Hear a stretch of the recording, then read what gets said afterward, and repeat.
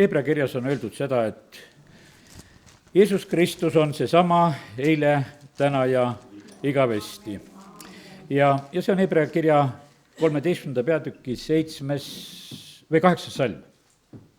Ja siis siinsamas Jakobuse kiri meie Eesti piiblis ju algab kohe ja siin 1. peatüki 17. salm ütleb sedasi: iga hea and ja täiuslik king tuleb ülalt valguse isalt, kelle juures ei ole muutust ega varjutuste varju. Nüüd on siin mingitest varjutust räägitud ja nagu mingi topeltvärk, aga mõni teine tõlge ütleb nagu selliselt, et vaata tema ei ole mingisugust muutuse varjugi, ühesõnaga, et pole üldse ohtugi, et Jumal muutuks, et seal ei ole isegi mingisugune varigi ei muutu. Ja sellepärast kiitus Jumalale, et Jumal on tegelikult nii muutumatu. Ja sellepärast, kallid, nõnda see on, et vaata, siis on midagi kindlat, mille peale tegelikult saab rajada. Ja sellepärast, vaata, peab olema mingisugune alus. Siin maailmas on tegelikult nii palju tegelikult ebakindlat, nii palju kõike nagu sellist muutuvat, mis siin järjest tegelikult kogu aeg muutub ja sellepärast ei ole siin selles maailmas mitte kerge elada. Aga meie, kes meie issandat tunneme, siis meil on vähemalt üks on selline kindel paik ja koht, kuhu me saame tulla, kellele me saame rajada, nagu Jeesuse koha pealt on öeldud, et ei ole teist alust ja sellepärast sellele võime igal juhul julgesti rajada. Eile oli nii, et oli sellised tormehoiatused ja asjad, kui läksime Aluksnesse, eks me jälgisime kõik ka neid ilmateateid ja need internetileheküljed vahepeal olid nii koormatud, et mõni ei läinud lahtigi, sest kõik inimesed muudkui vaatasid, kuidas selle tuule ja kuidas selle vihmaga on. Ja läksime usus, läksime sinna, eile kui seal kohapeal olime, tuleb läti keeles hoiatus ja inglise keeles oli ka sedasi, et selle tormi ja tuule koha pealt, mis on lihtsalt, ütleme, ka kõik, kes me sinna Lätimaale olime läinud, kõikide telefonid otsiti ülesse, ühel hetkel vaatan, telefon väriseb, mõtlen, kes see nüüd siin midagi ütleb. Lätlased hoiatasid, et meil hästi läheks. Ei, meil läks Aluksnes, läks hästi.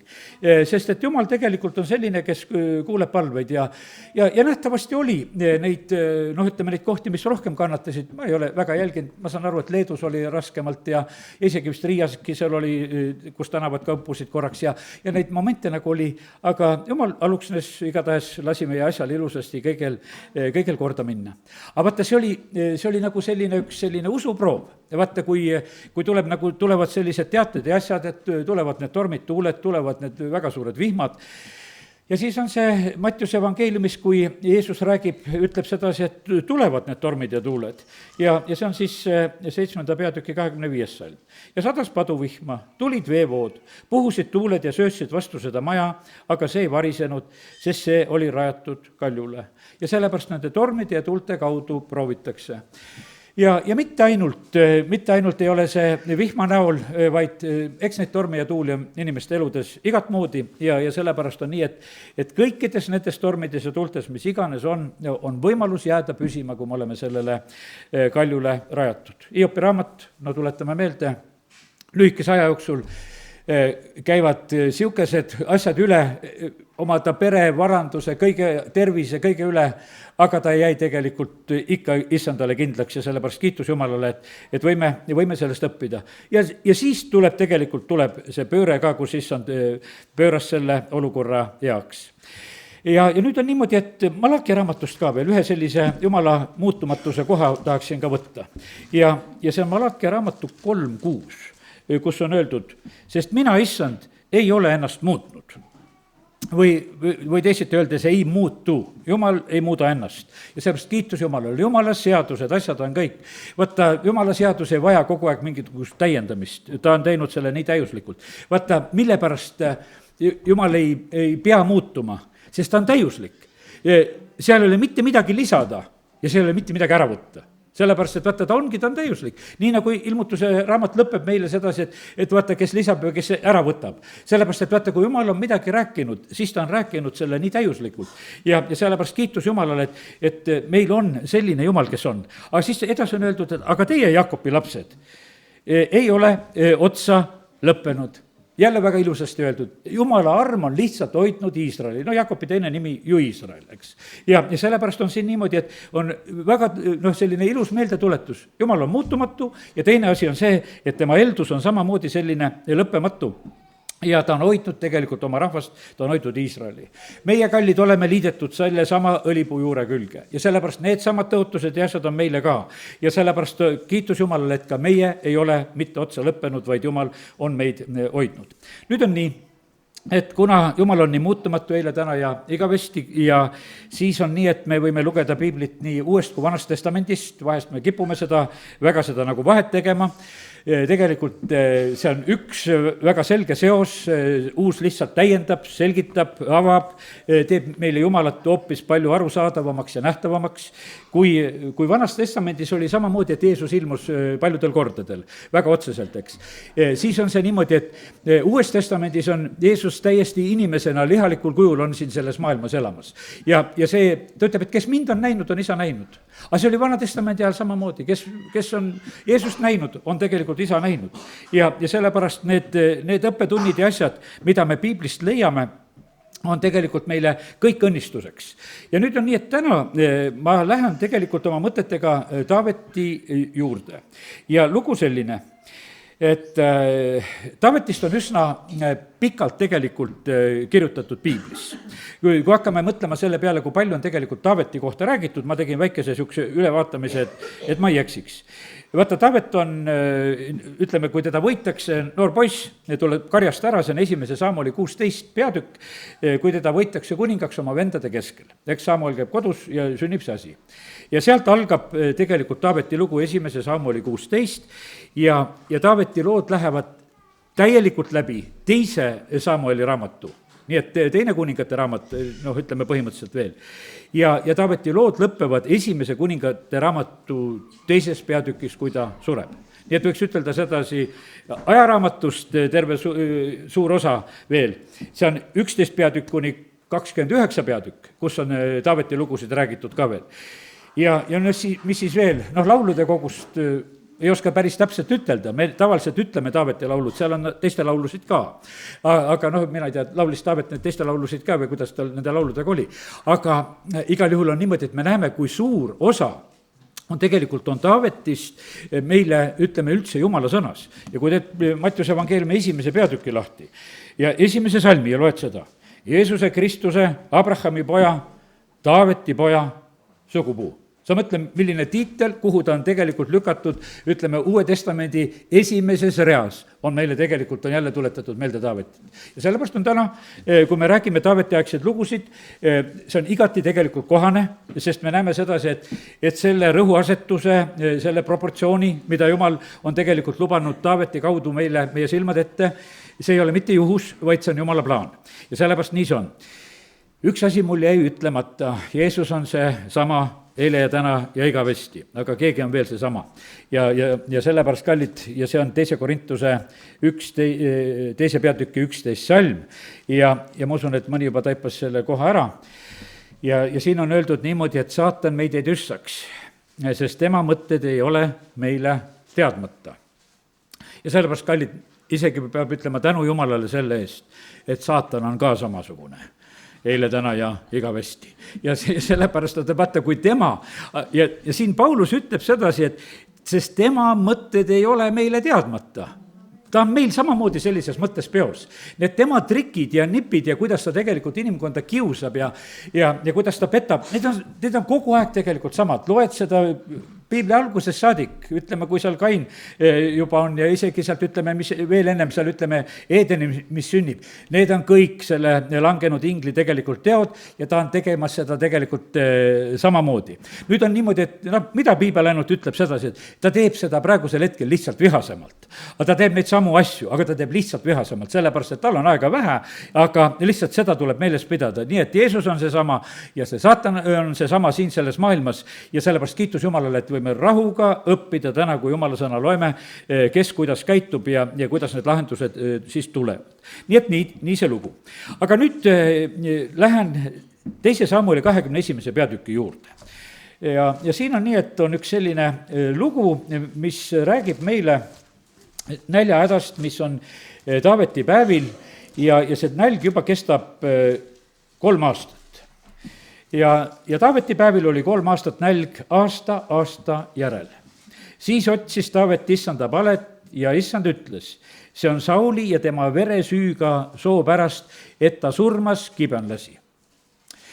No suur kannatus, kui võiks ütelda näha, kannatatakse 3 aastat ära, et on selline näljaaeg, kus on põud, kus vili ei kasva, ollakse sellises raskes olukorras, on Taaveti päevad ja nüüd on niimoodi, et ja siis 3. aastal Taavet otsustab sedasi, et kuule, nüüd on vaja issanda käest küsida, et miks see lugu tegelikult praegu on. Ja me näeme, et jumala vastus on kiire. Ja issand ütles, see on Sauli ja tema veresüüga soo pärast, et ta surmas kibelasi. Nüüd püüdsin natukene piiblist otsida, et millal see Saul neid kibelasi surmas. Ega päris otseselt seda lugu ei leiagi. Me näeme sedasi, et Sauli käitumisi ja asju, mis seal on kirjutatud, aga sellist päris otsest lugu ja ma vaatasin ka neid piibli paralleelkirjakohtasid, kus alla kirjutatakse, et ei leidnud ka nende kaudu kohe nagu neid variante üles, et kus oleks olnud konkreetselt see lugu, kus ta nendele kibenlastele külge läks. Seda ei leidnud. Aga nüüd on niimoodi, et mul pole mitte kahtlustki selle koha pealt. Vaata, see oli nagu sündinud.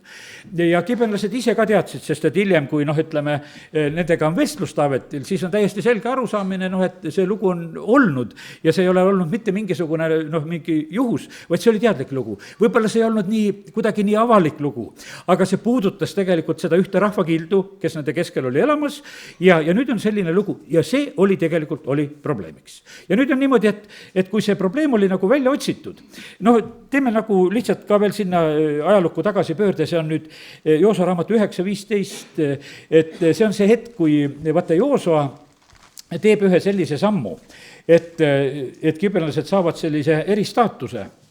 Seal on niimoodi, et kibellased olid kavalad, kui Iisrael tuli siis tõotatud maale, nad tulid sinna Iisraeli rahvaga lepingut sõlmima ja mängisid sedasi, et nad armastavad seda Jumalat, sellepärast nad tulevad, nad on väga kaugelt tulnud, nendel on kõik need leivatükid kuivanud ja jalatsid kulunud ja riided ja et panid jalga endale kulunud ja 5. salm ütleb, ja paigatud sandaalid ja selga kulunud riided ja kõik siis leib oli teerooks, oli kuivanud ja murenenud ja tulevad sellisel moel ja see oli näitlikult nagu silma ees, et tõesti inimesed on kaugelt tulnud, teekond on neid ära kulutanud ja sellises olukorras nad on.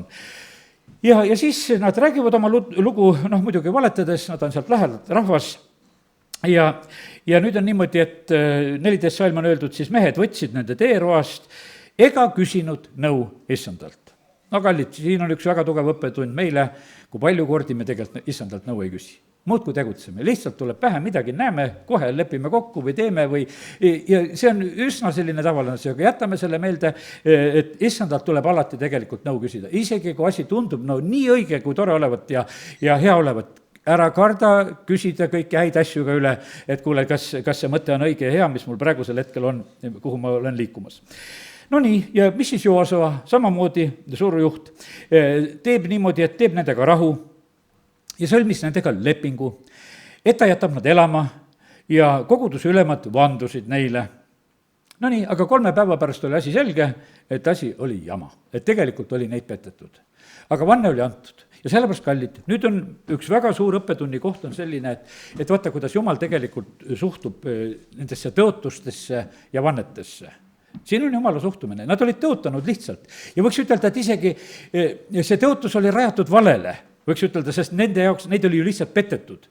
Võiks ütelda, et see on tühine, sellepärast, et seal oli vale mängus. Jumal ütleb, ei ole tühine. Sellepärast, et teie ütlesite selle peale jah-sõna ja sellepärast on see nii ja minu käest te nõu ei küsinud. See oleks olematu olnud, kui te oleks minu käest seda küsinud. Aga kuna te ei teinud seda, siis praegusel hetkel teie peate tegelikult, seda vannet ka pidama. Ja et ega nali ei ole, et me näeme sedasi, et kus kohast me võtaksime näiteks, et kas on laul 15. Vaata, nüüd on niimoodi, et kui ma räägin Taavetist siin, ja nendest kibenlastest, aga laulude kogu 15 teen lahti ja vaata, kuidas, see on Taaveti laul. Ja vaata, Taavetil oli asi selge. Ja eks talle selgust tõi ka täpselt see kibenlaste lugu, mida ta siis koges oma päevil, kus see nälg oli. Ja siis, mis siin 15. laulus on öeldud? Ja 4. salm. Kelle silmis jumalatud on põlatavad, ütleb sedasi, aga auväärt need, kes issandad kardavad. Aga nüüd see salmi lõpuosa on just oluline. kes vannub enesele kahjuks, kuid ei riku vannet. kui lubatud sai, siis nii jääb. Ja Jumal on muutumatult täpselt seesama ja 24. laul samamoodi, kus siit võiks võtta selle, et 4. salm, see, kes on süütu kätelt, puhas südamelt, kelle hing tühja ei imusta, ega vannu pettuseks, ega valeta, ega murra oma sõna. Ja kallid, see õppetund on tegelikult meile ka praegusel hetkel väga vaja. Praeguse aja maailmpoliitikud on harjunud tegelikult valetama. Suured riigijuhid ja asjad räägivad ja murravad oma sõnu, lepivad kokku, sõlmivad rahusid, mitte kallaletungi lepingud. Ütleme, et võtame kas või enne teist maailmasõda, Venemaaga sõlmitud mitte kallaletungi leping, aga ainult selle jaoks, et seda murda, et tungida ja tulla kallale. Ja sellepärast on see niimoodi ja sellepärast nad peksa said, sest nad vandusid valet ja sellepärast nad pidid häbiga tegelikult ära minema. Ja sellepärast on see niimoodi, vaata, ei saa tegelikult, vaata, Jumal ei ole nende asjade taga lihtsalt ja sellepärast on niimoodi, et Jumala karistus tuleb selle peale. Ja sellepärast on see niimoodi, kallid, et mõtleme oma elu üle ja palvetame oma riigi ja rahva pärast ja juhtide pärast, et nad ajaksid tegelikult ausalt asju, et nad ei valetaks, sellepärast et selle kaudu tuleb tegelikult nälg, selle kaudu tuleb õnnetus, selle kaudu tuleb lihtsalt häda, sest et Jumal on Jumal ja seal on tegu Jumal oma rahvaga. Ja nüüd on niimoodi, sest et ma teen selle Samueli raamatu veel lahti, siis mis me siin olime, 2. Samueli 21. peatükk, et seal on see moment, et Saul oli lihtsalt seda teinud oma tuhinas, loeme seda, kuidas see juhtus. Sest Taavet kutsub siis need kibenlased, kui ta oli teada saanud, et probleem on nende tõttu ja rääkis nendega. Kibenlased ei olnud iisraelaste hulgast, vaid olid emorlastest järele jäänud ja kuigi Iisraeli lapsed olid neile vandunud, oli Saul oma õhinas iisraelaste ja juuda pärast püüdnud neid maha lüüa. Lihtsalt Saulil oli üks selline soodushetk, kus ta leidis sedasi, et vahet ei ole, võib ka neid praegusel hetkel siin tappa. Nii, et selline asi oli sündinud. Taavet ütles kibenlastele, mida peaksin teile tegema ja millega saaksin lepitada, et te õnnistaksite issanda päris osa. Kus koha pealt tulevad meil õnnistused? Jumala käest tulevad õnnistused. Aga me näeme sedasi, et siin antud hetkel oli vaja kibenlaste õnnistust, Iisraelil oli vaja. Nendel oli vaja selle rahva killu õnnistust. Ja sellepärast, kallid, nii see on, et meie vajame tegelikult õnnistust. Eile Aluksenes olles ka just juhtisin üsna otseselt tähelepanu, et meil on vaja lätlaste õnnistust ja lätlastel on vaja eestlaste õnnistust. Rääkisin ka sedasi, et kuidas see kõik on sündinud sellisel moel, et tegelikult ei olnud initsiaatoriteks sellel sõprusel, mida meie omame, ei olnud ei lätlased, ei eestlased, vaid nendeks isikuteks, kelle kaudu see arenema hakkas, olid hoopis teised rahvused. Olid venelased, armeenlased, ütleme, et sellepärast, või kasahhid või kes iganes, ütleme, kui mõtlen Aleksei Lidejevi peale või siis, ütleme, et Levon, meie armas sõber, armeenlane, ja sellepärast, kallid, need olid tegelikult, kes sidusid. Ja see viis kokku tegelikult eestlased ja lätlased. Ma jäbene täna siin ütelda sedasi, et olles lätlaste keskel, nad vahest vaatasid must mööda ka need ikka need õiged lätlased. Sellepärast, et üks Igraunja oli tulnud sinna. Ja tead, ma nägin sedasi, sa võid kõrval seista, ta vaatab sust mööda, ta ei saa sulle tere ütelda. Sellepärast, et vaata, see vana vimm, kus see tuli? Leedukad käisid lätlastel kallal, peksid neid. Kui juba lätlane oli nõrgaks saanud, siis läksid eestlased röövima. Ja see vana naabrite vimm. Ja see on alateadlikult lihtsalt on sees. Ma ei süüdista absoluutselt. Me ise oleme süüdi. Kuidas saaks lepitada? Taavet küsib, et kuidas saaks lepitada. Ja sellepärast, kallid, me oleme siin ka. Me vajame täna kõigi naabrite õnnistust, ma ütlen sedasi. Kallid, me ei tohi olla üleolevad mitte kellegi koha pealt. Kellega meil piirid on? Venemaaga on piir selge. Me vajame Venemaa õnnistust. Me vajame seda. Me vajame lätlaste õnnistust. Me vajame üle mere soomlaste õnnistust. Meil on mingisugused kaablid ja värgid on sinna tõmmatud ka ja rootslaste õnnistust ja kõikide õnnistust tegelikult vajame. Ja sellepärast me ei saa mitte kedagi välistada. Need on need kõige lähemad, mis on. Ja sina, kes sa elad kuskil, sa vajad oma naabrite õnnistust. Elad oma tänaval, sa vajad nende õnnistust, kes on sul üle tänava, kes on su kõrval, siinpool, sealpool, sa vajad nende õnnistust. Ja sellepärast meie palvelas vajame samamoodi õnnistust, kes on ümber meie siin, me vajame seda. Ja sellepärast on see niimoodi, et meie peame otsima alati tegelikult, et mida saaks teha lepituseks, et naabrid meid õnnistaksid. Ja muidugi ärme unustame, et meie osa on tegelikult seda sama teha. Ja ütleme nii, nagu sõna ütleb seda, et vaenlast tuleb lausa armastada. Meie ei pea isegi nagu küsima sedasi, et kas peab või ei pea, vaid see on issanda käsk lausa sedasi, et me peame ka vahest, kes on meile vahest vaenulikud, ka neid ikkagi armastama ja õnnistama. Nii et väga tõsine tegelikult õppetund ja mida me siit näeme Taaveti ajast. Taavet täppas asjas ära, et mida peaks tegema. No kibenlased vastavad temale ja ütlevad, et meil ei ole tarvis hõbedat ega kulda Saulilt ja tema soolt, ega ole tarvis meil kedagi Iisraelis surmata. Aga ta küsis, mida te nõuate, et ma teeksin teie heaks? Siis nad vastasid kuningale, mehe, kes tahtis teha meile lõpu ja kes kavatses meid hävitada, et meil ei oleks olnud paigale jäämist kogu Iisraeli maa-alal, tema poegadest antagu meile 7 meest ja me poome nad issanda valitu Sauli Gibeas. Ja kuningas ütles, ma annan. Vaata, milline oli tegelikult nüüd lugu. Nüüd on niimoodi, et Taavet uurib seal välja, et kuidas see lepitamine võiks olla, ütleb, et raha ei ole vaja, kulda ei ole vaja. See meid tegelikult ei rahulda, seda me üldse ei taha. Ja ta ei taha, ütleb, et me ei taha, et Iisraelis keegi hukkuks. Ta sellel hetkel, näete, kuidas on tegelikult, on see Sauli sugu on tegelikult väga nagu eraldatud. Aeg-ajalt toimuvad, kuidas ütelda, niisugused suured eraldamised, no näiteks Korahi jõuk. Lihtsalt eraldatakse, minge ära nende keskelt, sellepärast et praegusel hetkel selle sooga läheb üks teine lugu lahti ja parem kaduge sealt keskelt ära, sellepärast et kui jumal hakkab midagi eraldama. Sellises olukorras tegelikult Sauli sugu oli ka sattunud sellises olukorda ja sellepärast isegi need kibenlased ütlevad, et noh, me Iisraeli ei puutu. Aga vaata, Sauli sugu küll, no olgugi, et Saul ju ka Iisraelist, eks. Aga nüüd, ja Benjamini suguharust seal, eks. Aga nüüd on see selline lugu, et ütlevad nagu selle soovi. Nüüd, et me nagu mõistaksime natukene seda, loeme täna ka 4. Moosese 35. peatükki. Ja sest, et siin on selline Vana Testamendi selline kord, mida on juba Moosese kaudu nagu öeldud, ja siis me mõistame nagu paremini, mis siin oli toimumas ka nende kibenlaste soovi kaudu. Siis 4. Mooses 35 ja salmid 31 kuni 34. Teie ei tohi võtta lunahinda tapja hinge eest, kes on surma väärt. Panete tähele? Ta ütles, et siin on niimoodi, et Saul oli tapnud, rahaga seda asja ei klaarita. Lunahind siin ei aita. Siin praegusel hetkel raha absoluutselt ei aita.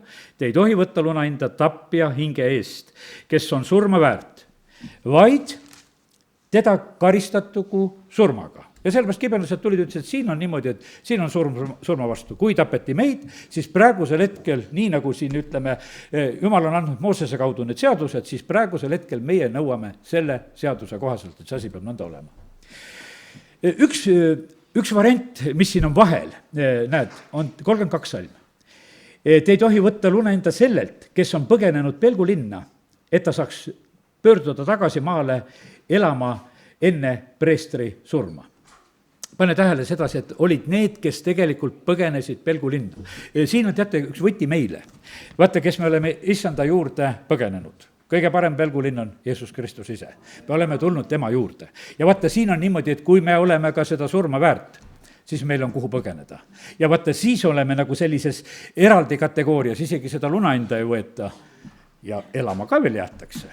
Siin oli mõned, ei võta lunahinda ja võid tagasi pöörduda ja jääd elama ka veel. See on üks huvitav salm, mis selle koha pealt on ka öeldud. Aga nüüd 33 ja 34 loeme ka. Ärge rüvetage maad, kus te olete, sest veri rüvetab maad ja maale ei saa toimetada lepitust vere eest, mis seal on valatud, kui ainult selle valaja verega. Vaata, seal oli niimoodi, et vaata, Vana Testamendi ajal oli ka väga selgelt oli see eraldatud, et kas oli selline süütu vere valamine või siin oli lepingu rikkumisega tegu. Ja siis on niimoodi, et issand nagu käitub alati, teie seas on seda süütut verd. Prohvetid kogu aeg tuletavad seda meelde, kus oli seda olnud. Aga vaata, see veri, ja nüüd ütleme, mida valatakse ühel maal, see rüvetab tegelikult maad. Ja seda lunastatakse selle maarahva vere valamisega, kes seal siis elavad. Ja nüüd 34, ära rüveta maad, kus te elate, mille keskel mina elan, sest mina, issand, elan Iisraeli laste keskel. nii et see oli nagu selline taust ka veel, ütleme sellele momendile, mida seal need gibeonlased siis sellel hetkel olid seal Taaveti ees nõudmas. No nii, ma usun, et saime selle mõttest aru, lihtsalt üks Uue Testamendi mõte vahele, et nagu ma ütlen, et Jeesus on seesama, Mattiuse evangeeliumi 26 ja 52 salm, see on see hetk, kui Peetrus raiub seal sellel ühel sulasel, Ülemperesti sulasel kõrva ära, siis ütles Jeesus talle, pista oma mõõk tuppe tagasi, sest kõik, kes mõõga tõmbavad, mõõga läbi hukkuvad. Et vaata see, ja meile tundub sedasi, et nagu see on liiga silm silma vastu ja hammas hamba vastu, aga Jeesus ütles seda. Et praegusel hetkel, et see on selline. Ja sellepärast on see nii, et ega me näeme, et vaata need needused, kui keegi on kellegi maha löönud, ütleme, et meie suguvõsades ja siis on järeltuleval sool on see õnnetus kaelas, et seal on ka need õnnetud surmad äkki. Sellepärast, et vaata, see kandub lihtsalt edasi, kui ei ole põgenetud pelgulinna. Kui ei ole põgenetud sinna, siis lihtsalt need asjad lähevad. Ja siis näed, et millegi pärast surevad, millegi pärast lihtsalt niimoodi läheb. Tuleb tegelikult ikka täiega sinna pelgulinna põgeneda, et ei nõutaks luna ja et elama ka veel jääks. Nii et väga võimas õppetund ka selle kaudu nüüd. Ja nüüd on niimoodi, et aga kuidas Taavet hakkab seda asja lahendama, siin on veel väga võimas õppetund. Nüüd on niimoodi, et Taavetil käes, sa pead leidma 7 meest Sauli soost, keda sa annad gibeonlaste kätte hukkamiseks. No nii, aga loeme 7. salmist, 21.7. Aga kuningas andis armu Mephibosetile, Sauli poja Joonatani pojale, issanda vande pärast, mis oli nende vahel. Vaata, siin on Mephiboset, Joonatani poeg, kellele antakse armu selle lepingu pärast, mis oli Taaveti ja Joonatani vahel.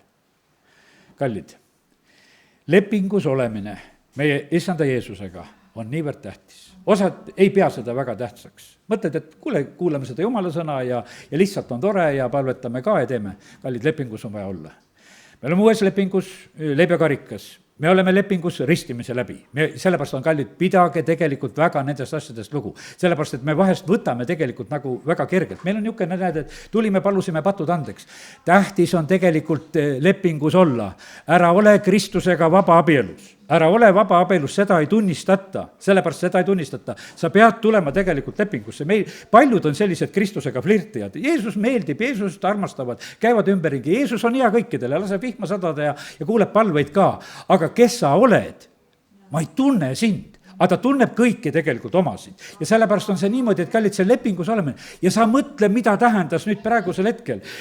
Saul on Taaveti vihavaenlane, võiks ütelda, selline, et käib järgi, ainult otsib, kuidas Taavetit ära tappa. Aga leping on vahel Joonataniga ja Mephiboset saab lihtsalt armu. Lihtsalt sellepärast, et ta on lepingus. Ja nüüd on niimoodi, aga kes armu ei saanud? Vaatame neid ka, kes armu ei saanud. Ja kuningas võttis Aia tütre Rispa, 2 poega, keda too oli Saulile ilmale toonud, Armnoni ja Mephiboseti, see oli teine Mephiboset, ja Sauli tütre Meerabi 5 poega, keda too oli ilmale toonud, siis Adrielile, Mehotlasele, Barsillai pojale. Nüüd on siin, üks on see Rispa, on Sauli liignaine, kes on siin praegusel hetkel, kelle 2 poega tegelikult ära võetakse. Ja selle Rispaga on selline lugu, et vaata, seal oli, ma lihtsalt vaatasin piiblist, mis seal oli selline moment oli ka, et kui see Abner käis Sauli liignaiste juures ja minu meelest oli just seal see Isboset ütles sedasi, et kuule, et niimoodi ei sobi, et ära tee seda. Ja ütleme, et see moment oli ka, mida siis ütleme, see Rispa pidi üle elama, mida see siis Abner tegi. Ja nüüd on niimoodi, et aga hea küll, tal on 2 poega. Ja nüüd on niimoodi, et Taavet on ju see kuningana teeb, ütleme sellise valiku. Sa mõtled, üks kuningas on niimoodi, teeb lihtsalt valiku, et keda me siis nendeks surmamõistetuseks sealt Sauli soost võtame. Ja ta teeb selle täiesti nii kuninga otsusena, ütleb, ma võtan need ja need. Mis oli Meerabiga? Meerabiga oli teine lugu. Vaata, Meerabiga oli ju see lugu olnud sedasi, et kord ju seda Meerabit lubati talle, aga peteti tegelikult. Ja nüüd on niimoodi, et ja me näeme sedasi, et sellepärast on see, ütleme, kuidagi ka selline väga kerge, nagu see otsus nagu selle koha pealt tulema. Ja see on 1. Saamuli 18. peatükk. ja siis ma loen siit 17. salmi sealt edasi. Siis ütles Saul Taavetile, vaata, ma annan sulle naiseks oma vanema tütre Meerabi. Ole mulle ainult vahva ja võitle issanda võitlusi. Sest Saul mõtles, ärgu tabagu teda minu käsi, vaid tabagu teda Filisti käsi. Aga Taavet vastas Saulile, mis olen mina ja mis on mu elu, mu isa suguvõsa Iisraelis, et võiksin saada kuninga väimeheks. Ja kui tuli aeg, mil Sauli tütar Meerabile pidi antama, siis mida Sauli tütar Meerabi pidi antama Taavetile, anti ta naiseks hoopis sellele mehatlasele Adrielile. No nii. Ja siin järgmine salm ütleb sedasi, et aga teine tütar seal Sauli perest, Mikael, väga tegelikult armastas Taavetit. Aga nüüd ütleme, see esimene tütar, ta nähtavasti ei armastanud ka, aga nii kui vanasti need olid need kauba tegemised, kui see kaup ikka tehti, siis oli see päris kaup. Mida me jälle näeme? Me näeme jälle sedasi, et Saul petab.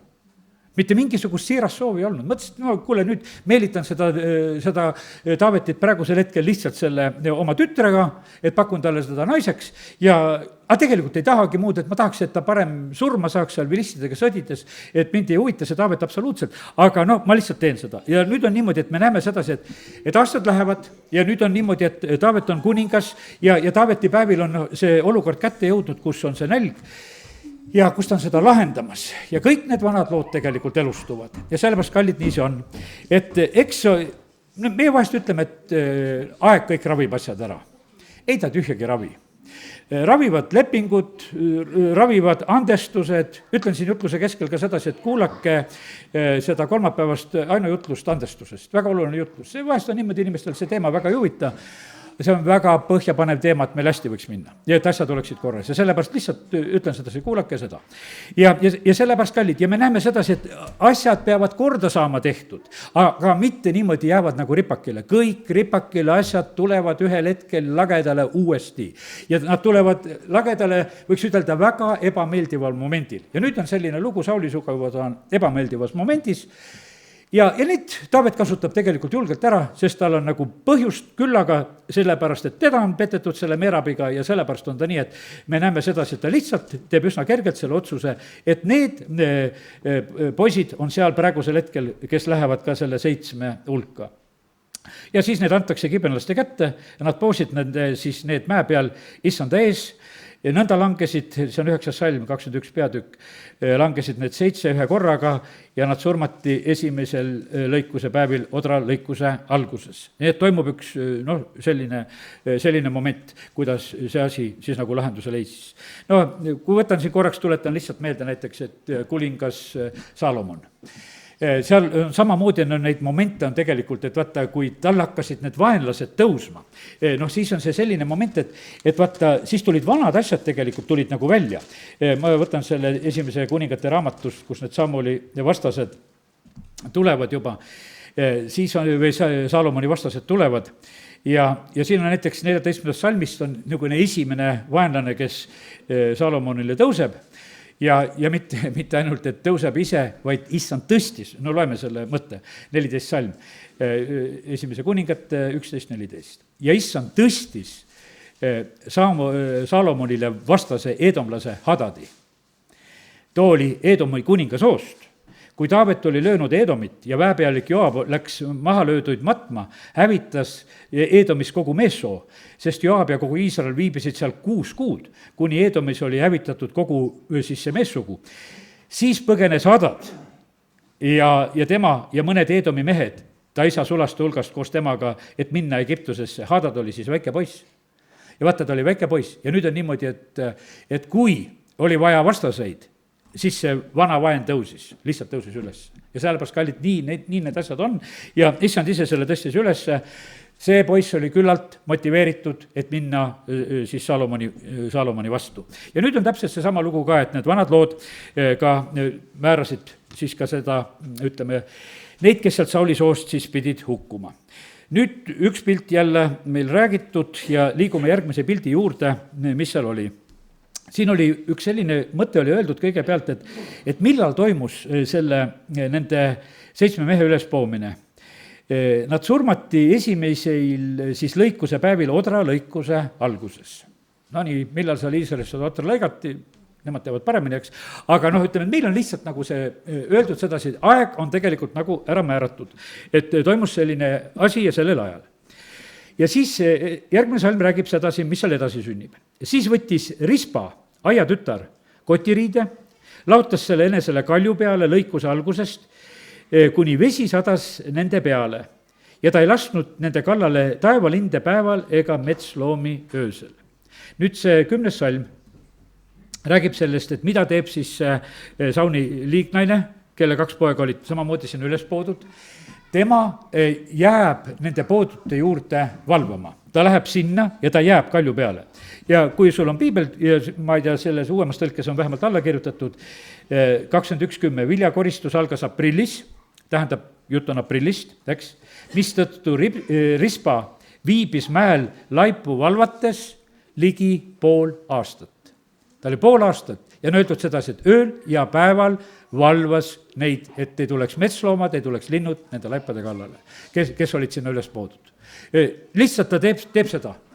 No tal on lein, ta mõlemad pojad on seal tapetud ja ta võiks ütelda, jääbki nagu võiks ütelda elama sinna. No ütleme, et ega, kui lugedes siin seda Petseri raamatut, mida ma olen natukese aval lugenud, siis oli aeg peale seal, sõda oli selline, kui toiduga oli kitsas. No polnud ma enne kuulnud sedas, et inimesed magasid öösel õunapuu all, et nende õunu ära ei varastataks. Ja lihtsalt mindi selle pärast, et oma perele säilitada neid. Aed on, koer on, aga ise pead veel puu all magama ka. Ja siis, kui koer augub ja siis saad ikka oma õunad jätta endale, sellepärast, et vargused olid nii suured. Aga siin oli teine teema. Siin oli lihtsalt ühe naise lein oma poegade pärast. Ja ta võttis selleks pool aastat, et elada seal nende laipade juures ja valvata neid ja ei lasknud kallale siis taevalinde päeval ega metsloomi öösel. No nii, vaata, üks naine tegi ühe loo. See on tema elus üks selline pool aastat, üks lugu, võiks ütelda, mis on. Ja teate, mis siis juhtub? Juhtub seda, et seda lugu räägitakse Taavetile. Et on üks naine, see Rispa, see aia tütar, Sauli liignaine, et vaata, mida ta on tegelikult teinud. Et ta on olnud valvamas tegelikult praegusel hetkel neid, keda Sauli soost niimoodi üles poodi ja ta on olnud nende juures. Vaata, Taavetile mõjus see lugu, aga pane tähele nüüd praegusel hetkel veel nagu seda aega. Nälja aeg oli, aga pool aastat on edasi läinud. Pool aastat on edasi läinud. Ja võiks ütelda, et see asi on tegelikult on nagu sellises mõttes on nagu suhteliselt on nagu endine. Ja nüüd on niimoodi. Ja nüüd hakkab Taavet tegutsema, kui see pool aastat on ka mööda saanud. Siis Taavet läks ja võttis Sauli luud ja tema poja Joonatani luud, Gileadi Jaabesi kodanikelt, kes olid need varastanud Beetsaani väljakult, kuhu vilistid olid need riputanud päeval, vilistid Sauli Gilbeas maha lõid. Vaata, nüüd on niimoodi, et Taavet ei tegele siin otseselt nüüd nende 7 poodu luudega ja nendega absoluutselt, vaid talle tuleb meelde oma lugu. Talle tulevad meelde Sauli luud ja talle tulevad meelde Joonatani luud. Ja praegusel hetkel, kui ta nüüd nägi seda Rispa käitumist, siis ta hakkas ka käituma. Vaata, ollakse nagu üksteisele ollakse eeskujuks. Ja Taavet läks ja võttis ja need luud ja mis seal olid. Ja siis loeme edasi, kuidas see lugu läks. Ja ta tõi sealt üles Sauli luud ja tema poja Joonatani luud. Ja nad koristasid poodute luud ka. Ütleme ära, ma nüüd matmise koha pealt ütlen sedasi, et ma ei tea, kuhu need maeti, need Sauli pojad, keda seal ütleme, need järeltulijad. Aga siis nad matsid Sauli ja tema poja Joonatani luud Benjamini maale Seelasse, tema isa Kiisi hauda ja nad tegid kõik, mida kuningas käskis. Ja pärast seda võttis Jumal kuulda maa palveid. Väga tähtis õppetund jälle selle koha pealt. Me elame praegu selles ajas, kus audasid rüvitatakse, kus audasid mõnitatakse, seda tehakse. See on, ütleme, tüüpiline, ka surnute kallale tegelikult minnakse, mälestusmärkide kallale, haudade kallale minnakse. Aga me näeme sedasi, et Taavetist ärkas sellel hetkel üks selline nagu selge arusaamine, et siin on praegusel hetkel vaja teha ka Sauli ja tema poja Joonatani matuste koha pealt midagi korda. kui Joosep oli Egiptuses, ta andis korraldus oma luude koha pealt, et kui te lähete, võtate mind ka kaasa. Et see muumia läheb ka kaasa, et see ei jää siia sellesse Egiptuse maale. Ja sellepärast, kallid, ka need asjad on tegelikult väga tähtsad ja korras.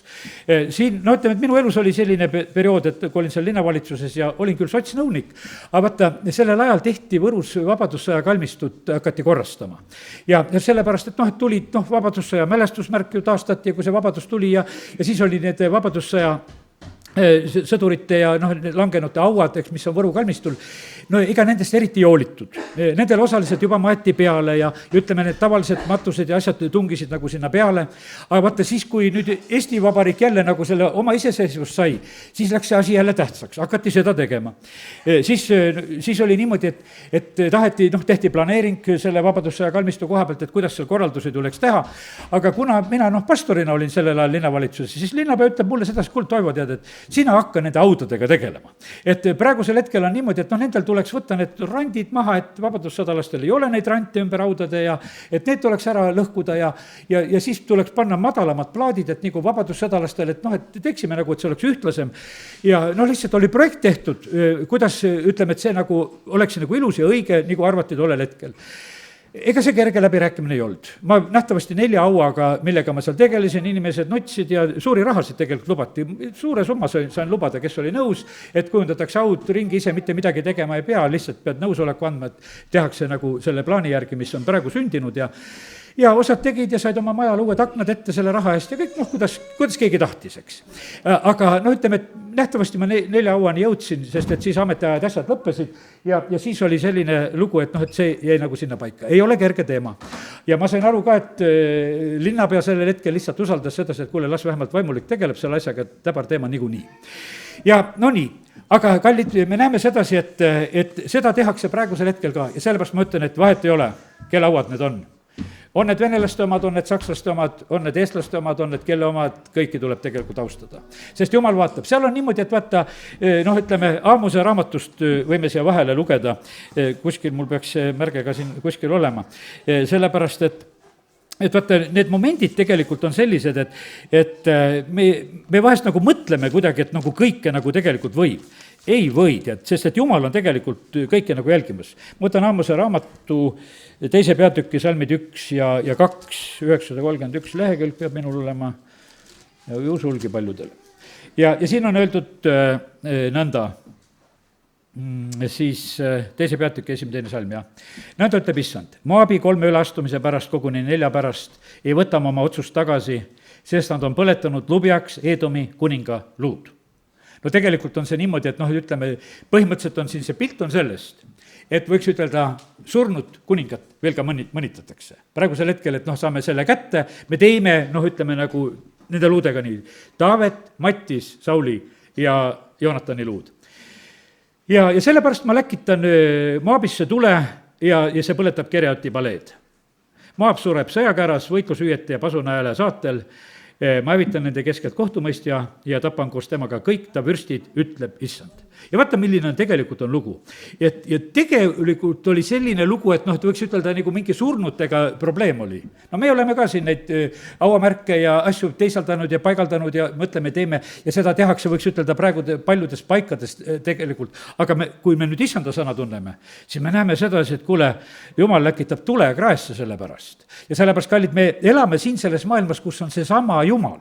Ja sellepärast me ei räägi mitte mingisuguseid siuksed, X lugusid, et siis oli nii. See on praegu ka nii. Ja sellepärast me näeme sedasi, et see sama Jumal tegutseb niimoodi. Ma läkitan Moabisse tule.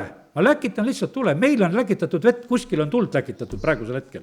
Ja sellepärast ega see vesi ka, mis on siin täna, mina ei tea, mingi 39 millimeetrit sajab maha. Ja kogu päeva jooksul, mis on mingi prognoos, see on väga suur kogus. Ja ta tuleb vaikselt, ta ei uputa meid niimoodi, aga põllud tegelikult muutuvad vesiseks, kas seal lõigata enam midagi saab, kas sinna peale minna saab, ka see on tegelikult väga raske. Aga teised kohad, mis siin praegusel hetkel lihtsalt põlevad. Ja sellepärast on kallid niimoodi, et need asjad ei ole juhused, et aasta 26 on selline, selline, nagu ta on. ja sellepärast on see niimoodi, et me elame ja me lihtsalt näeme neid asju, mis praegusel hetkel on siin selles maailmas sündimas. ja vaata, need asjad põhjustavad tegelikult nälga. mismoodi see Taavetipäeva nälg, ütleme, et ma nagu eeldan sedasi, et oli nagu põuaga seotud see asi, see 3 aastat. aga jumal teab, mismoodi see, ütleme, see nälg oli, kas olid röövikud või mis asjad, igatahes vili oli tegelikult oli ära hävitatud. see issanda suur sõjavägi oli siis tegutsemas ja sellepärast me näeme, et kui Taavet teeb ka need matuse asjad tegelikult korda, kui ta teeb ka need matuse asjad korda, siis Jumal kuulis maapalvet. siis Jumal kuulis maapalvet ja alles siis tegelikult kuulis. vaata, kui milline rida tegelikult pidi nagu sündima. ja sellepärast ma ütlen, kallid, et näed, täna oleme Jumala sõna juures. kui palju on tegelikult on sellest õppida, et nendes suhtumistes ja nendes asjades, et me ei saa nagu kergekäeliselt nagu teha. ja sellepärast, kallis Jumala inimene, kui sa praegusel hetkel kuuled ja näed sedasi, kuidas käitutakse tegelikult vaenlasega, kuidas ütleme, see Saul oli põhimõtteliselt, oli ju Taaveti suur vaenlane, tal võiks ütelda tühja mul sest Sauli auast või värgist. ei, tal südametunnistus ärkas, ütles, et kuule, siin on vaja teha see vana asi korda, mida ma pole seni korda teinud. ja siis ta läheb, tegelikult teeb selle asja ära ja siis tulevad õnnistused. nii et väga tegelikult tugev õppetund, mida me täna saime tähele panna just siin selle, ütleme, selle kibelaste loo kaudu, mis oli Taaveti eluajal. ja sellepärast kiitus Jumalale ta sõna eest. Amen. Tõuseme ja oleme palves. Isa, me täname sind, et võime praegusel hetkel tulla sinu ette. ja Jumal, sina näed meid, kes me oleme täna siin selles paigas ja oleme lugenud su sõna ja Jumal, sa näed, kuidas meie seda mõistame, kuidas me sellest aru saame, aga Jumal, me täname sind, et me tohime praegu lihtsalt paluda, et saada sina korda meie juures seda, mida on tarvis selle sõna läbi. Isa, ma palun seda, et meil võiksid olla õiged suhtumised naabritesse. Isa, me palume seda andeks praegusel hetkel, et me oleme naabreid naernud, me oleme neid välja naernud, me oleme nendest halvasti rääkinud, me oleme halvasti rääkinud soomlastest, lätlastest, venelastest, ma ei tea, nähtavasti ka rootslastest, kõikidest me oleme osanud halvasti rääkida ja sellepärast, Isa, me palume praegusel hetkel lihtsalt anna andeks. Anna andeks igasugused hüüdnimed, halvustamised, asjad, mis me iganes oleme teinud siin selle Eestimaa rahvana. Jumal, me ei taha sinu karistust, me tahame lihtsalt praegusel hetkel otsida lepitust, et mida on tarvis vaja teha. ja Isa, kiitus ja tänu ja ülistus sulle. Isa, me täname sind, et me võime praegusel hetkel õnnistada kõiki oma naabrid. Isa, me õnnistame lätlasi, me õnnistame venelasi, me õnnistame siin soomlasi ja rootslasi ja kõiki neid rahvaid, kes nende maal elavad, sest igal maal elab igasugustest rahvustest inimesi veel lisaks nendele. ja sellepärast, Isa, me täname sind, et me võime täna lihtsalt nendest vanadest Taaveti aegsetest õppetundidest õppida seda, et kuivõrd me vajame nende kibenlaste õnnistust, kuivõrd me vajame naabrite õnnistust, me vajame nende naabrite õnnistust, kes on ümber palvele, me vajame nende õnnistust, kellega me koos elame ühel tänaval või ühes majas. Isa, me täname sind, et me võime lihtsalt otsida lepitust seal, kus on need asjad sassi läinud. Isa, me palume seda, et meie Jumala lastena oskaksime olla need rahutegijad, lepituse otsijad. Isa, kiitus ja tänu ja ülistus sulle. ja Isa, me täname sind, et me võime praegusel hetkel tulla, me ei ole süütud, me oleme kõik eksinud, me kõik oleme pattu teinud. aga Jeesus, me praegu põgeneme pelgulinna, me põgeneme sinu juurde, me põgeneme sinu varju alla. ei jõua meie endid oma pattudest lahti osta, et elama jääda, aga issand, me täname, et koos sinuga on see tegelikult võimalik. Isa, kiitus ja tänu ja ülistus sulle Jeesuse nimel. Aamen.